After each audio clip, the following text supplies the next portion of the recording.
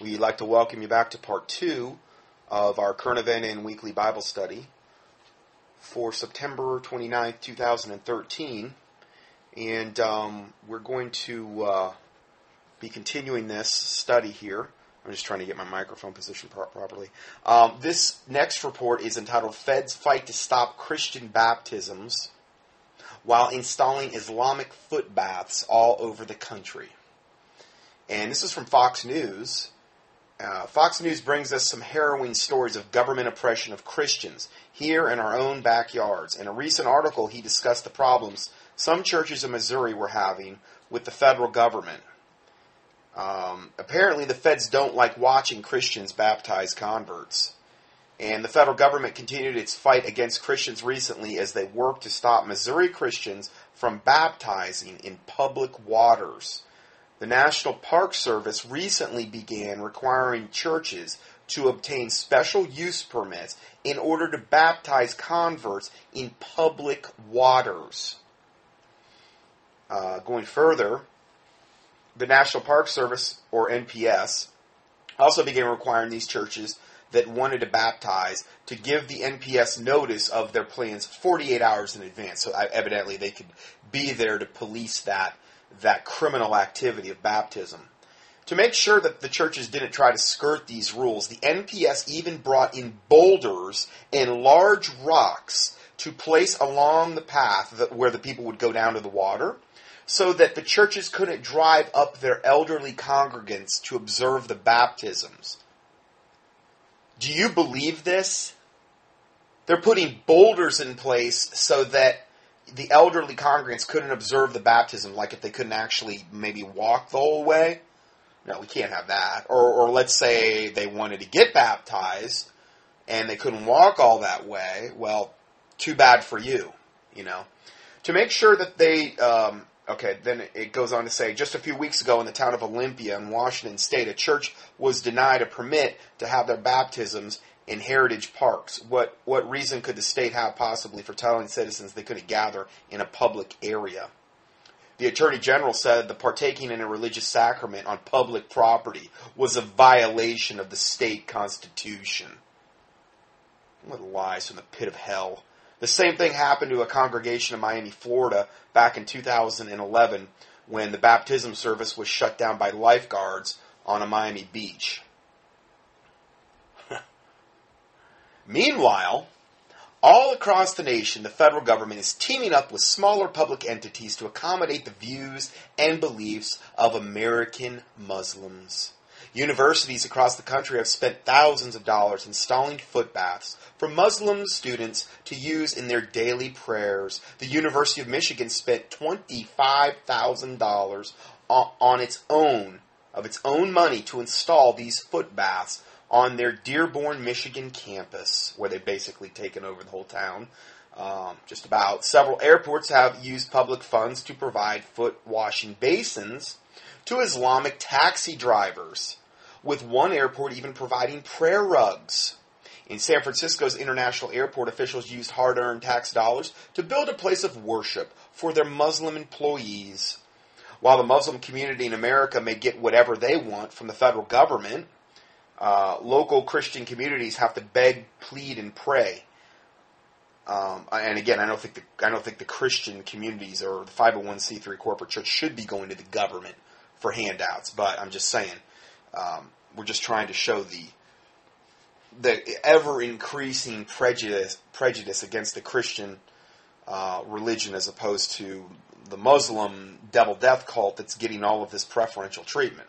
Fortunately for our brothers and sisters in Missouri, their local Congressman Representative Jason Smith stepped in and provided them with the necessary support to get the NPS, the National Park Service, to back down and rescind their policies. Missouri Christians can once again use the public waters freely. I wonder for how long, though.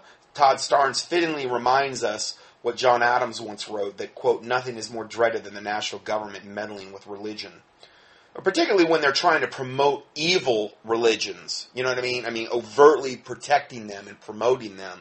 And this is what we're going to be talking about today, really, this particular subject.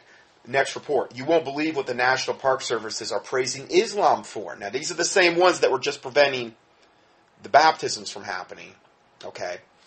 This is an incredible, absolutely mind-blowing, but seeing is believing. The National Park Service has made videos praising Islam for its contribution to women's rights.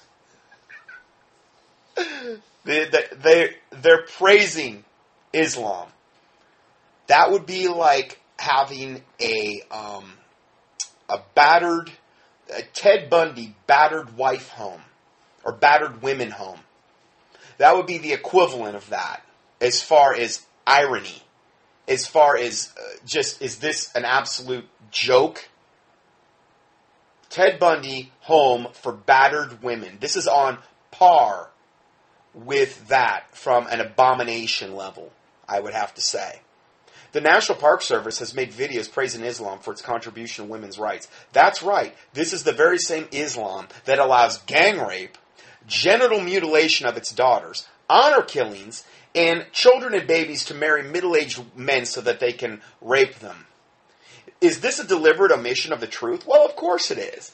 This is an outrageous propaganda machine at work within the National Park Service. Here's a picture here of a lady, an Islamic lady, getting ready to be hung for who knows what unjust reason, but that's just part of the game when you're in that devil death cult known as Islam. Shamelessly using children to argue that now I guess that they're using children in these videos. The National Park. What is the National Park Service? Why are they concerning themselves with promoting Islam and praising Islam? I mean, obviously they hate Christianity. Why on God's green earth are they promoting Islam? I mean, how unjust is that?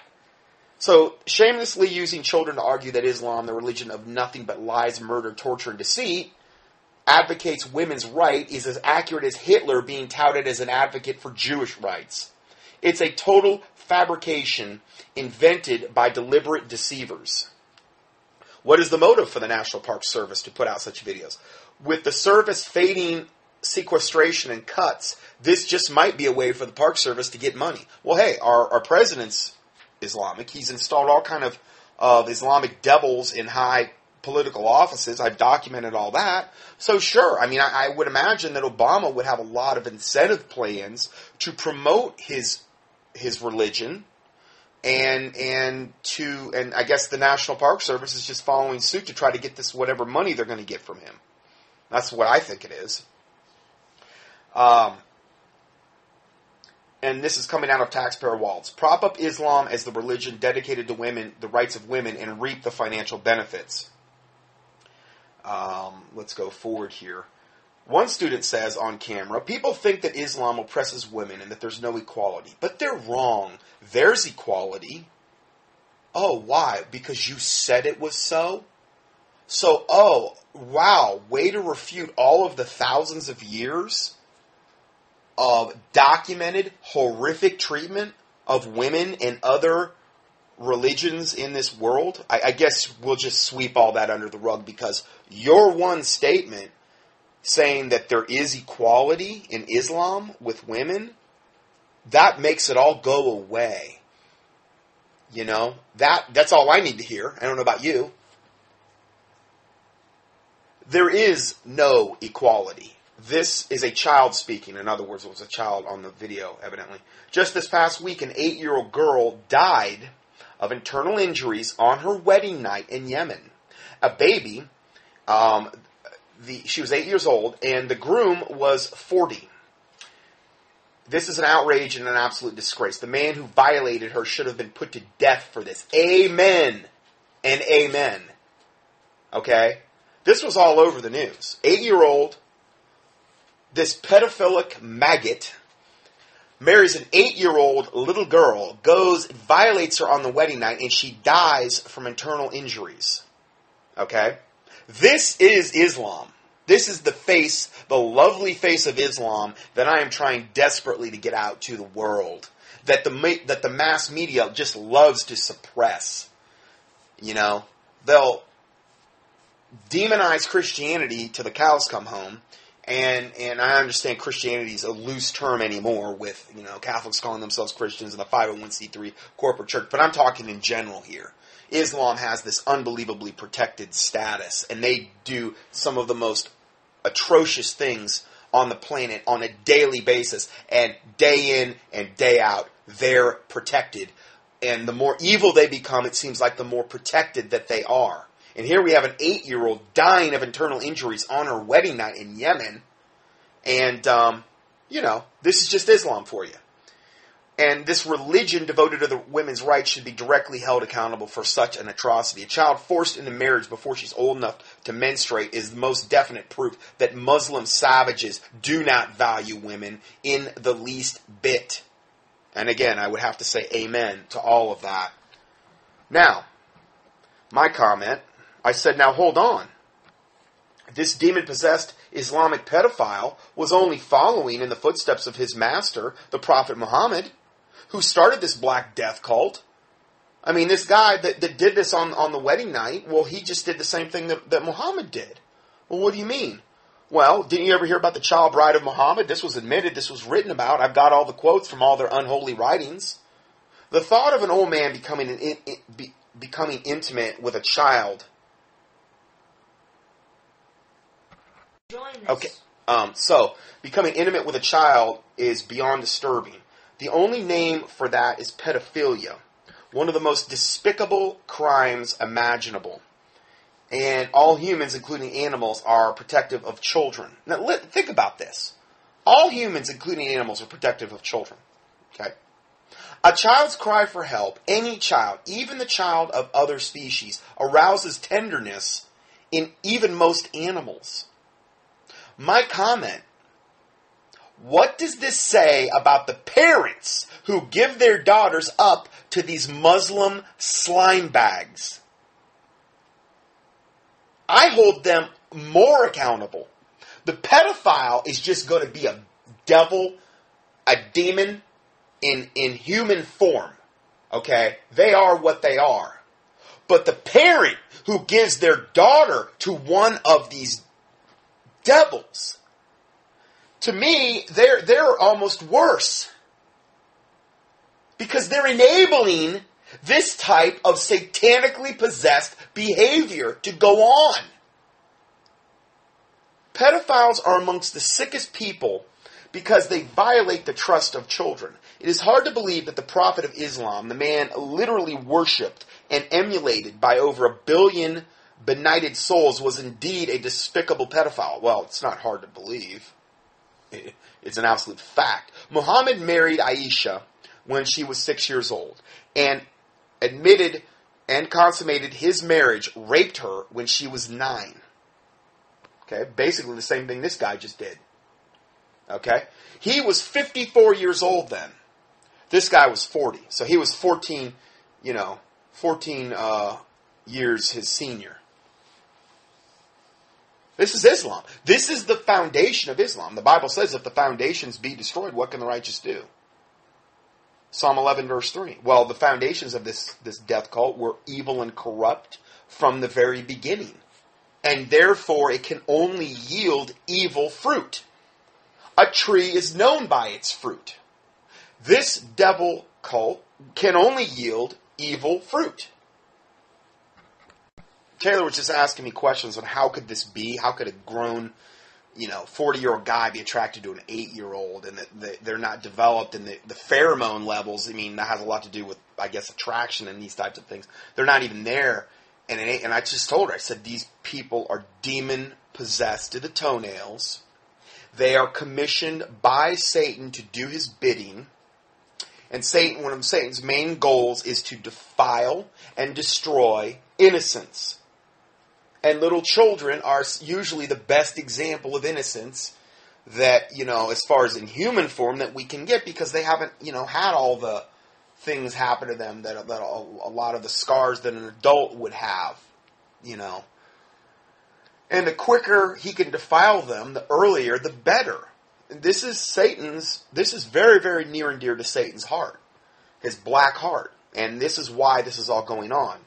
So, the evidence of this type of behavior is overwhelming, and it is actually reported by Aisha regarding her marriage to Muhammad. herself in dozens of what they call hadiths, and Muslims have never questioned it up until now, because the people have started raising an eyebrow. Let it be clear, the Muslims are not ashamed of the fact that their prophet was a pedophile. They themselves have practiced this heinous act for over 1,000 years, and many of them are still doing it. They are only embarrassed that the world is questioning them for it, but the proof is totally overwhelming. Now, here are 4 different quotes, and I'm only going to read one.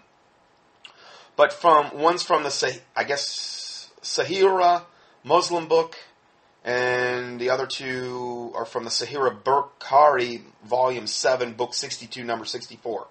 And this is actually by Aisha, and she said that the Prophet married her when she was 6 years old, and he consummated his marriage when she was 9 years old, meaning he raped her when she was 9, and then she remained for him for 9 years till his death.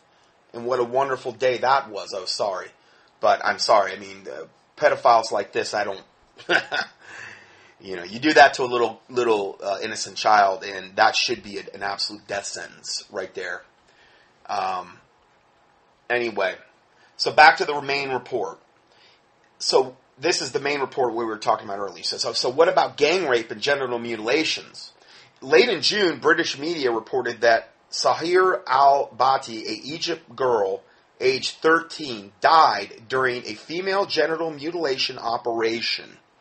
Now, I got into this before, talked about this before, where they, mutilate these teenage girls, these prepubescent, typically, teenage girls, or right on the verge of puberty, right, in that area, she was age 13, with razor blades.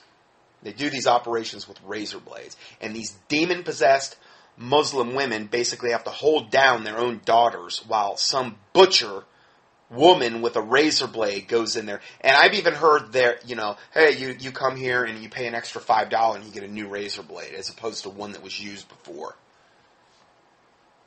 I mean, I can't even... This religion is so off the hook evil. It defies my comprehension. Oh, it's no wonder if you would do that to your daughter. It's no wonder you'd let him go off with a 50-year-old guy and let him, rape her. Talk about no natural affection. Affection in Islam is so warped and so sick and so twisted, I can't even comprehend it. And it just goes to show you there is no love in that religion. There is none. There is no Christ-like godly love.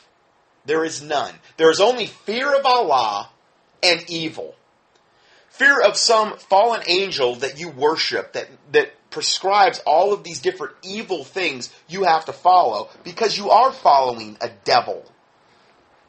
And so when you're following a devil, he's going to require you to do some really evil, heinous things. So this is why this religion is so incredibly warped and twisted.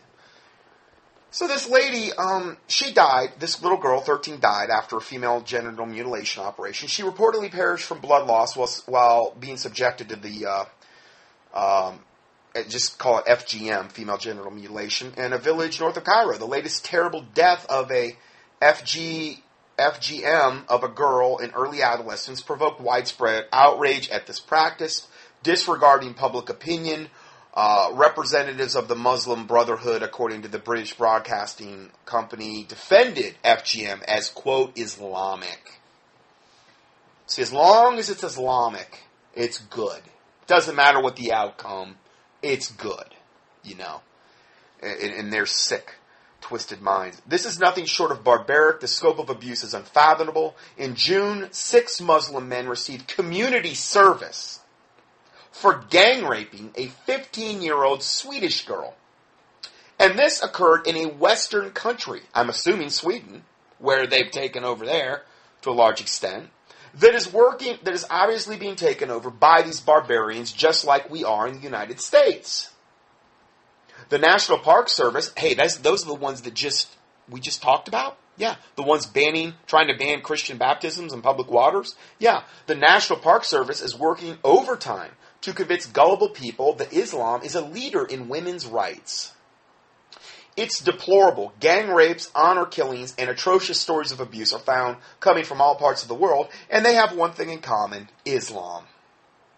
And the National Park Service is getting money for this. Is the National Park Service getting money for this via the federal government? Well, surely they are. Just like Planned Parenthood receives taxpayer money, so is the National Park Service. We just don't see it firsthand, but it is happening. The National Park Service also has made inroads promoting marriage rights for the lesbian, gay, bisexual, transgender population. Well, why, again, why is the National Park Service trying to promote all of these wicked agendas? Because they are wicked.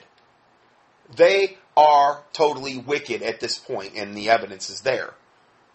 So it's no wonder so many people go into these national parks every year now, and they're getting abducted, never to be heard from again. It's no wonder that they turn these things into these UN National Global Heritage Sites, and they go in there, and there's huge parts of the park that are cordoned off, where most likely there's underground bases. Just got to witness that, when it was in the Gatlinburg area. There's a lot of evidence of that in Tennessee.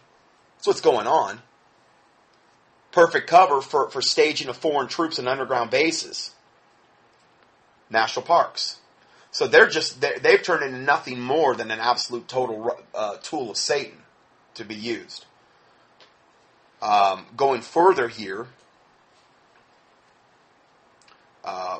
so their uproarious support of Islam's women's rights is hardly surprising. Lies are lies, and when told enough, people start believing them.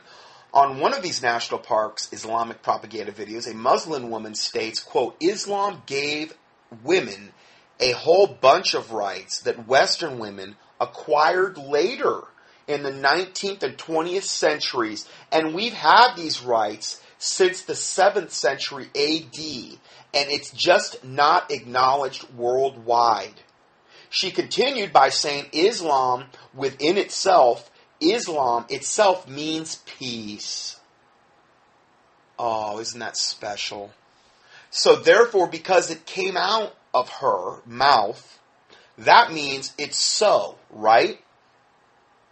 I mean, that's all it matters is a statement, right? And it's true. We all know it's true, even though everything indicates that is a total lie from the pit of hell. There is no truth in that. You're telling me Islam gave us women's rights? Yeah, right. Because of what happened in the 7th century. Islam has been suppressed from day one. Has been pedophilic from day one. Just look at Muhammad. Okay? What about the rights of, the 6-year-old Aisha? Or when she was, and he probably raped her right then, but admitted to consummating the marriage when she was 9. Yeah, she had a lot of rights. Yeah, Islam's done so much for women's rights. I mean, I'd say it's a bastion of a safe tower that any woman worldwide, globally, could run into and feel safe and secure in the arms of Allah and Islam. Right? Because these Islamic women said it was so. Well, you know what? They're commanded to lie in the Quran and other unholy writings in order to advance the agenda of Islam. They're told to do that. Their Bible, the Quran, says Allah was the best of all deceivers. Okay? If we're supposed to emulate whatever God that we're worshiping, well then obviously their adherents are supposed to be the best of deceivers as well, and they are. Of course, this isn't very good, but I mean, if this is all they've got, this religion of peace. Islam is peace is the biggest lie of all, but most sheep will just take it in and nod in agreement. Let's continue. Report: Tunisian girls are coming home pregnant after performing sexual jihad in Syria. This is from Reuters. A number of girls from Tunisia have become pregnant after traveling to Syria to participate in sexual jihad. According to Tunisia's interior minister, the girls are sexually swapped between 20 to 30 to 100 rebels, and they come back bearing the fruit of sexual contacts, meaning they're pregnant, in the name of sexual jihad, and we are silent, doing nothing and standing idly by. Hey, they're only swap between as much as 100 of the rebels. One girl. You know, that's holy, right? That's holy, that's righteous. That's peaceful. That's women's rights there, baby. Right? Come on. I mean, isn't that women's rights personified? I think all my women listeners would agree with me on this one, right? Come on. I mean, this is the personification of equal rights for women. I'm trying to get people mad from the standpoint, I want them to be righteous and indignant about this, because I believe when you are righteous and indignant, I believe many times those are the prayers God hears. Now, I'm not saying that's always the case, but I know some of my prayers, when I get mad enough about sin, I know for a fact that God has heard those prayers. You think God's mad about this? You can't hide anything from God. He knows everything. So He's there when it's happening. And He's holy and pure and righteous and sinless, so it grieves Him probably 1,000,000 more times than it even grieves us. Think about that one for a minute. They're swapping these girls between up to 100 rebels. Oh, but this is Islam. This is the religion of peace. This is where our money's going, right? Obama's backing these guys. These are the same rebels that we're backing. These are the same ones that have launched that chemical attack. It wasn't Assad. They've denied it from day one, and they have all the proof. But it doesn't matter, because they're lying. Because Obama has to have his war in Syria. He has to have Syria. So we're just going to call them liars. No, these are the same guys. Raping the same girl 100 times by 100 different guys. Who knows what else is going on? After these sexual liaisons, they have in the name of Jihad al-Nikah, which means sexual holy war in Arabic. Can you imagine if Christians were doing this? You know that would be front page across every paper worldwide overnight. Look at the hypocritical devil Christians raping people in the name of God. I'm trying to turn it around. No, but they can do it all day long. It's on page 9B in the world section of most papers, if it's even in there at all. Probably not in there at all. Where's the outrage? And so they have this Jihad al-Nikah, holy sexual jihad, and they come home pregnant. He did not elaborate on how many Tunisian women had returned to the country pregnant with the children of jihadist fighters. Jihad al-Nikah, permitting extramarital sexual relations with multiple partners, is considered by some hardline Sunni Muslim Salafists as a legitimate form of holy war.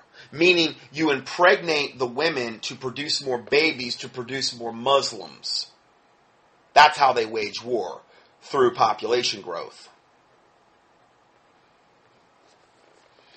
Then he goes on to say that this Tunisia's interior minister then also says they had taken a number of steps to stem the flow of Tunisians traveling to Syria. Why on God's green earth would these girls want to go over there?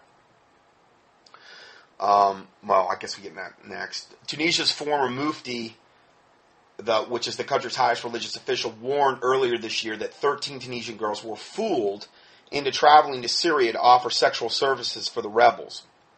He described the practice as a form of prostitution. More fruit of Islam. What about this? Syrian woman sets her and her 4 daughters on fire after being gang raped in Turkey, in the Turkey camp.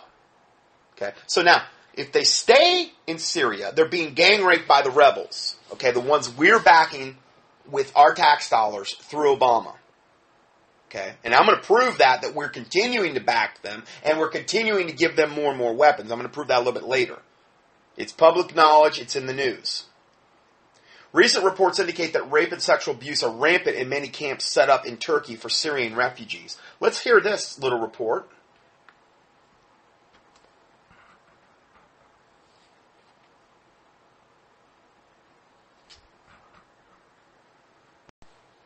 Okay.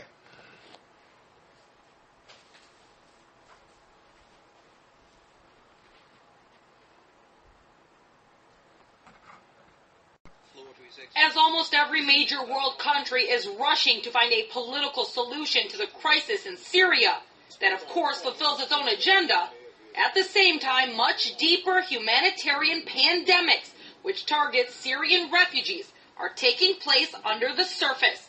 Reports indicate that several Syrian women who'd crossed the border to find refuge in one of Turkey's camps have been subjected to rape and abuse.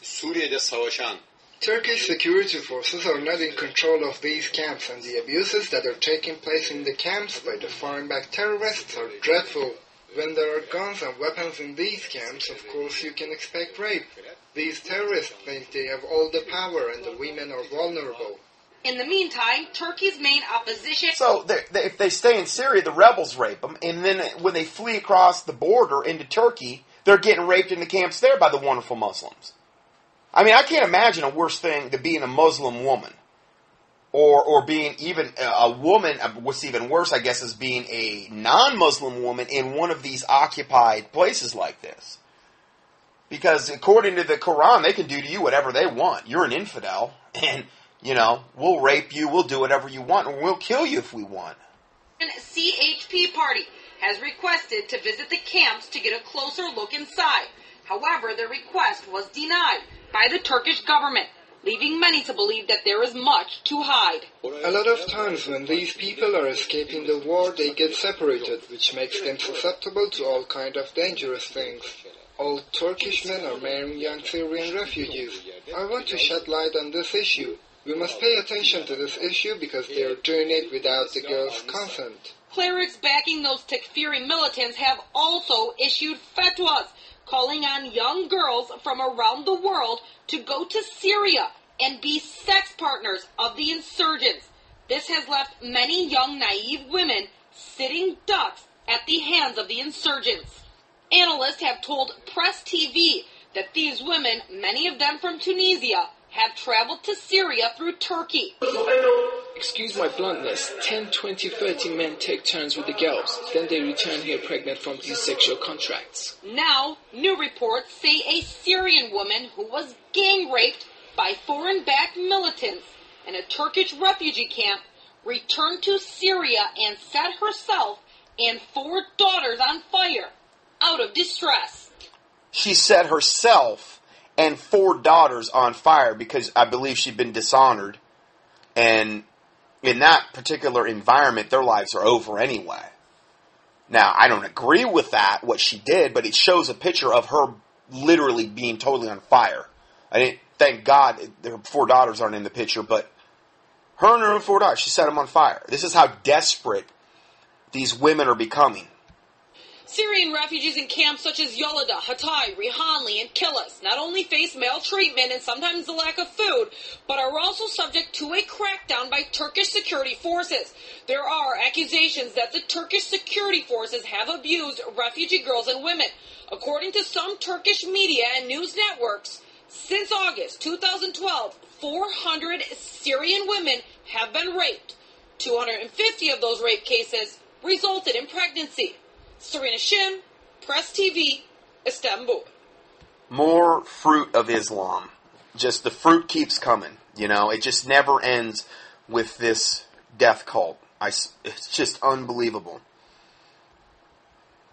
This was a little piece written by a lady named Noni Darwish, and this was written by a woman born in Egypt as a Muslim. It's called The Joys of Muslim Women. I think I've read parts of this before.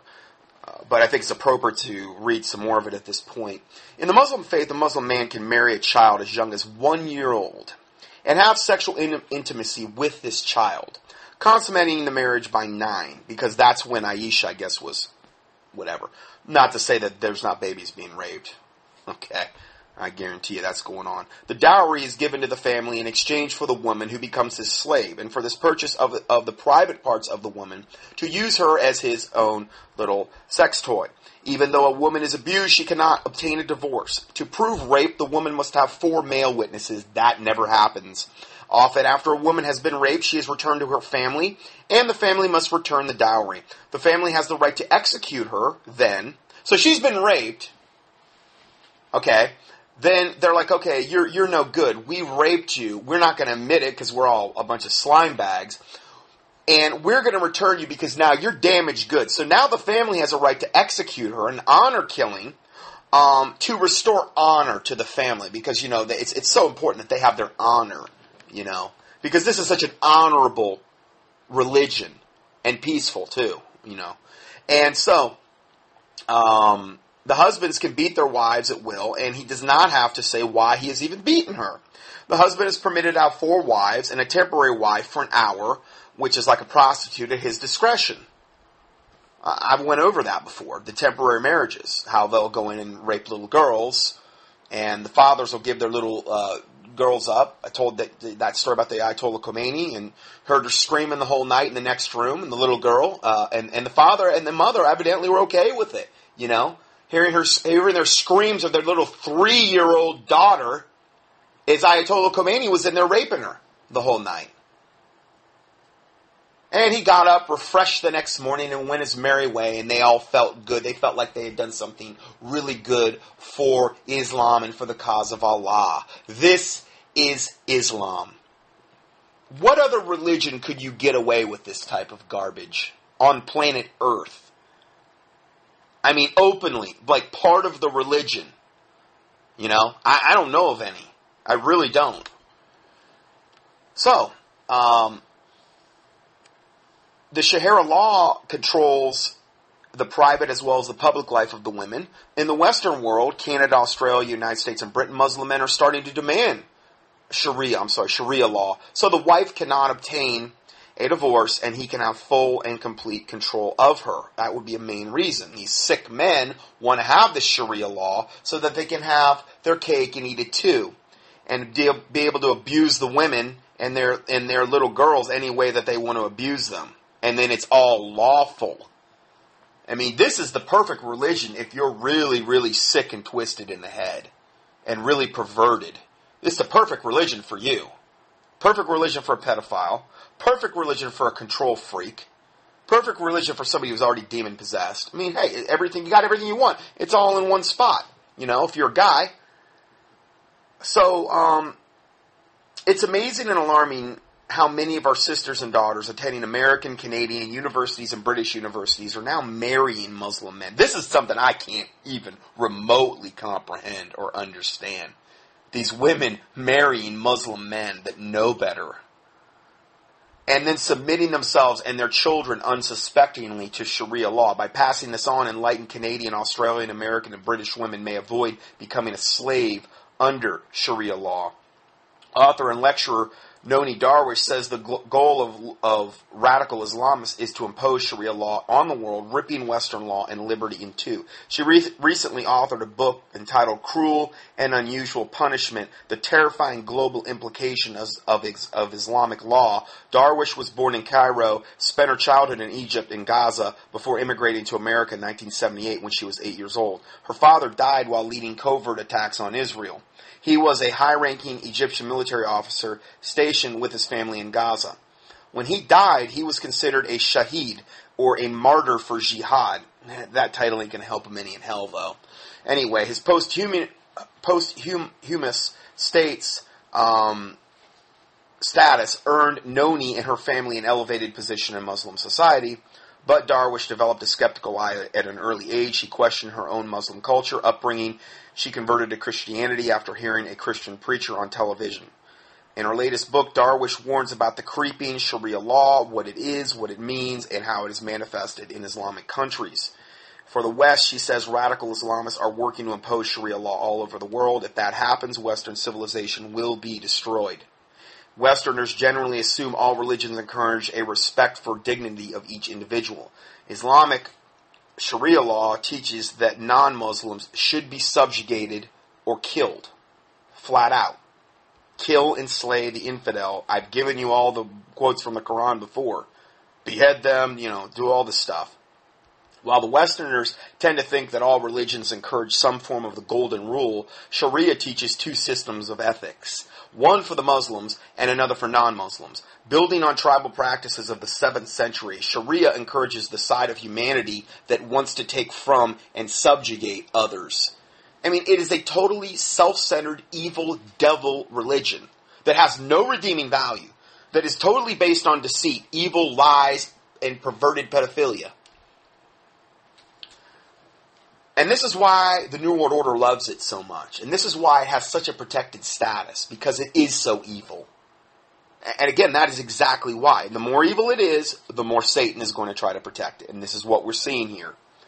While Westerners tend to think of religious people developing a personal understanding of and relationship with God, Sharia advocates executing people who ask difficult questions that could be interpreted as criticism.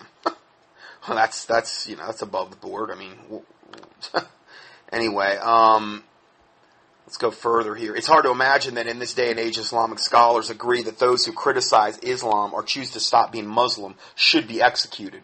Darwish explains how petrodollars are being used to grow an extremely intolerant form of political Islam in her native Egypt and elsewhere. All this money that we're paying for all this overseas gas and oil, all of that, a ton of that money is going into advancing the agenda of Islam.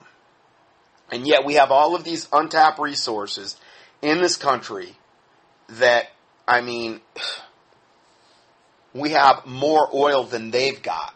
We've got, and I don't even know how many times over, yet we refuse to go into those oil fields and those types of things because this whole system has been set up by the New World Order in order to bring about control.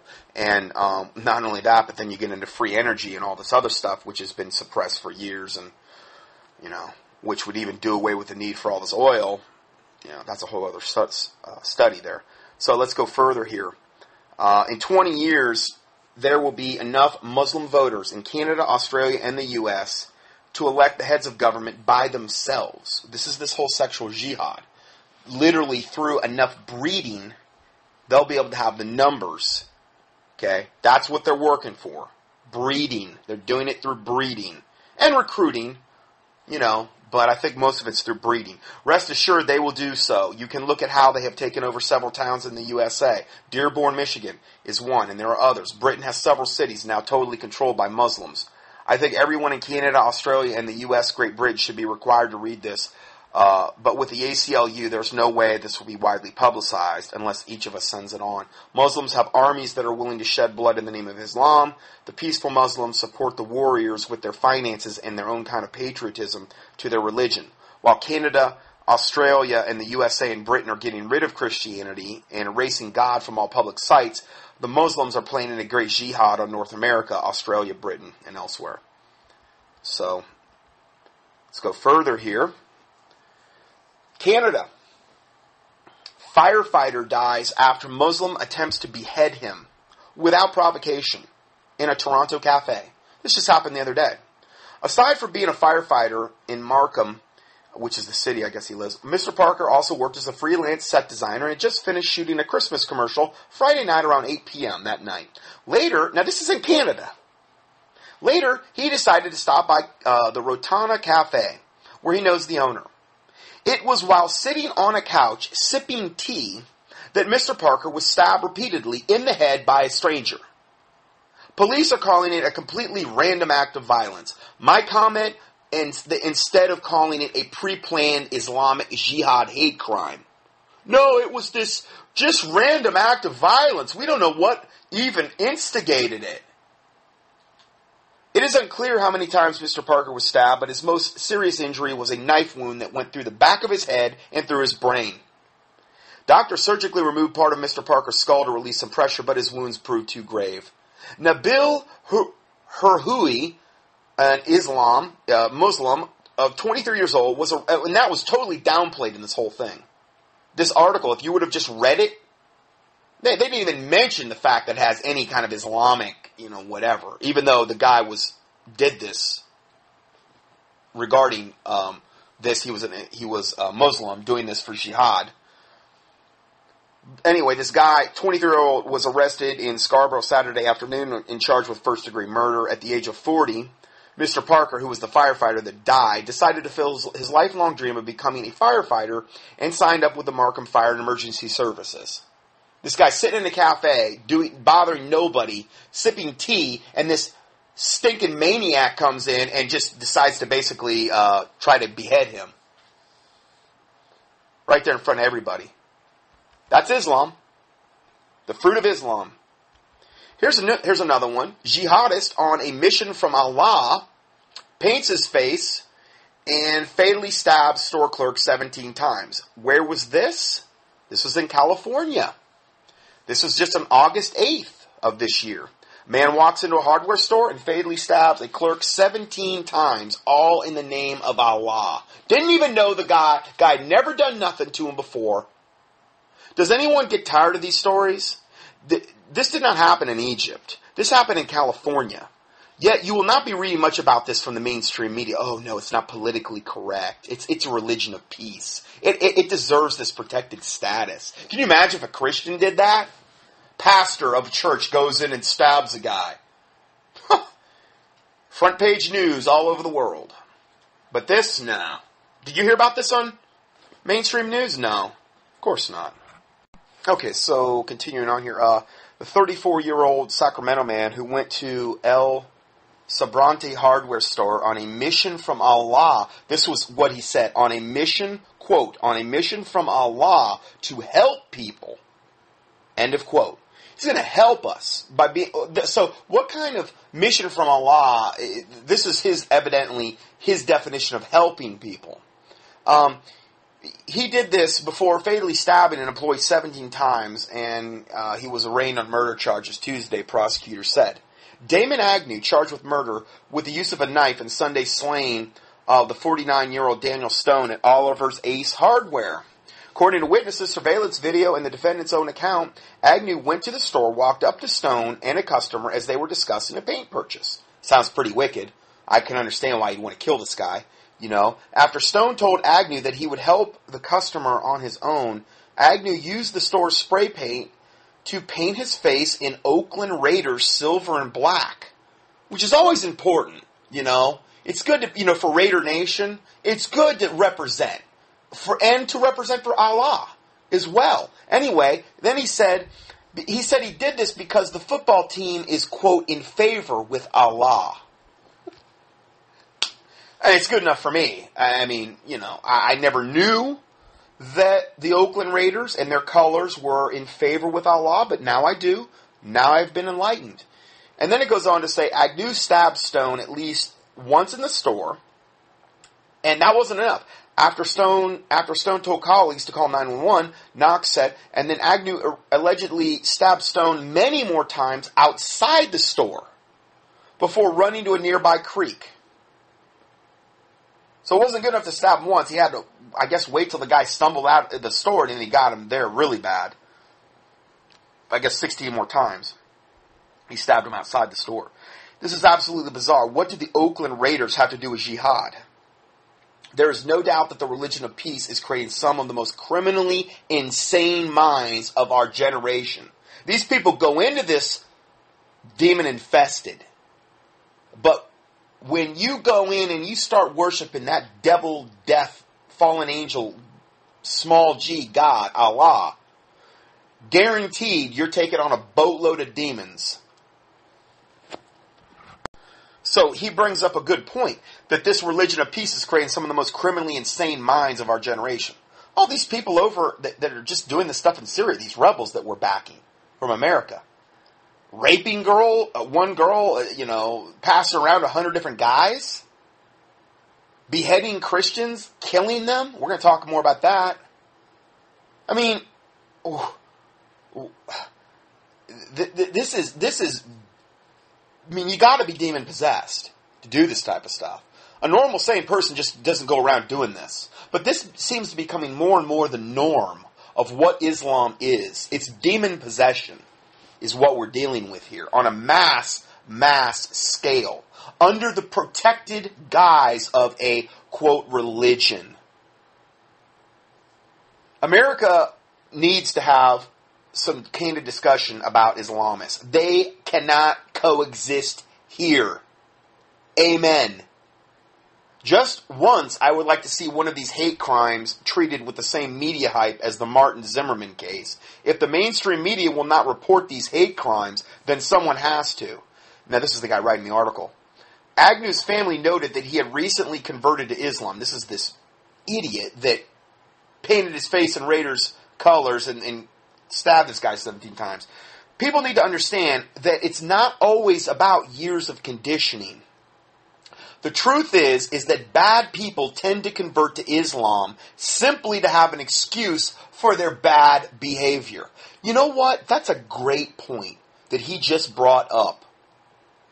Like I just said, every sick, twisted pedophile on the planet, I'm surprised they're not converting to Islam.